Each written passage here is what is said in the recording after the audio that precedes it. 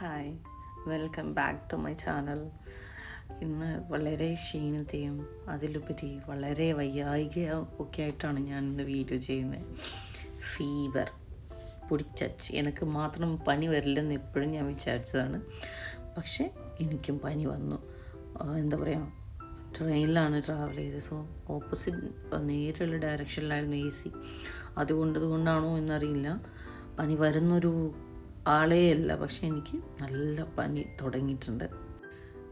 പനി വരുന്നതിന് മെയിനായിട്ട് കറക്റ്റ് ടൈമിൽ ഫുഡ് കഴിക്കുന്നില്ല. അതെല്ലാം ഒരു കാരണമാണ്. കാരണം ഞാൻ വന്നിട്ട് ഈ സമയമായിട്ട് ഞാൻ ചൂടുവെള്ളം മാത്രമേ കഴിച്ചിട്ടുള്ളൂ. ഞാൻ ഒട്ടും ഭക്ഷണം ഒന്നും കഴിച്ചിട്ടില്ല. ഒരു കോഫി കുടിച്ചായിരുന്നു വന്നപ്പോൾ.